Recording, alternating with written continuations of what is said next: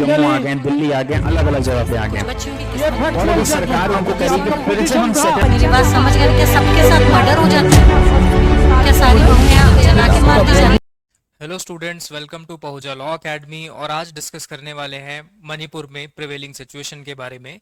मणिपुर के chief minister N Biren Singh ने हाल ही में 13 फरवरी को अपना इस्तीफा राज्यपाल अजय भल्ला जी को सौंप दिया। अब ये इस्तीफा देने के पीछे बहुत सारे रीजंस थे।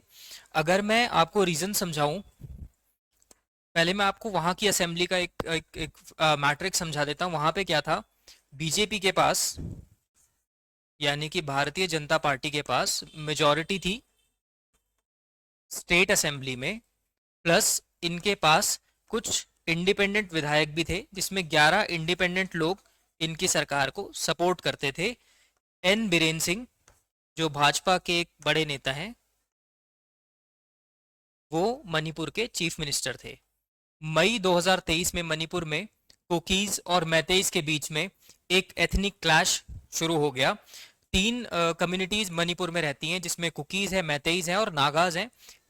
जिसमें से कुकीज और मैतेईज के बीच में कुछ क्लैश था जो काफी पुराना है। उसके बारे में मैं एक अलग से वीडियो बना दूंगा अगर आप लोग कमेंट्स में डिमांड करेंगे तो इसी क्लैश के चलते एन बीरेन सिंह पर लोगों का कॉन्फिडेंस जाने लगा। जो जनता थी, पहले उन्होंने एन बीरेन सिंह को इस्तीफे के लिए फोर्स किया, उसके बाद ऑपोजिशन ने किया, और धीरे धीरे प्रधानमंत्री नरेंद्र मोदी और अमित शाह जी का भी कॉन्फिडेंस एन बीरेन सिंह से लूज होने लगा। इसी वजह से एन बीरेन सिंह ने अपना इस्तीफा गवर्नर अजय भल्ला को सौंप दिया। इसके बाद ही बीजेपी के शीर्ष नेतृत्व ने, इनके हाई कमांड ने संबित पात्रा जी को मणिपुर भेजा। संबित पात्रा जो नॉर्थ ईस्ट के इंचार्ज हैं बीजेपी के, उनको नॉर्थ ईस्ट भेजा गया और नया सीएम बनाने के लिए कुछ मंथन किया गया कि किसको नया सीएम बनाया जाए। तो उसमें स्पीकर जो हैं असेंबली के, उनका नाम है थोक चौम सत्यव्रता सिंह।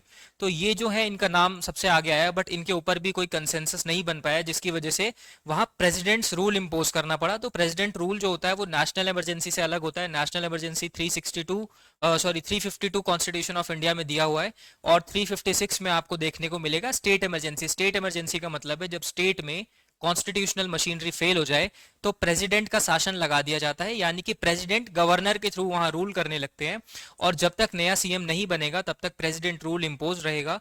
मेरा ये मानना है कि प्रेसिडेंट रूल लगा करके आप मणिपुर की सिचुएशन को परमानेंटली ठीक नहीं कर सकते हो। इसके लिए सरकार को कुछ कड़े कदम उठाने पड़ेंगे। And I hope you have understood the whole concept of Manipur. If you like this video, please share this video and subscribe to our channel. And for more legal updates like this, stay tuned with Pahuja Law Academy. Thank you. Subscribe for more content.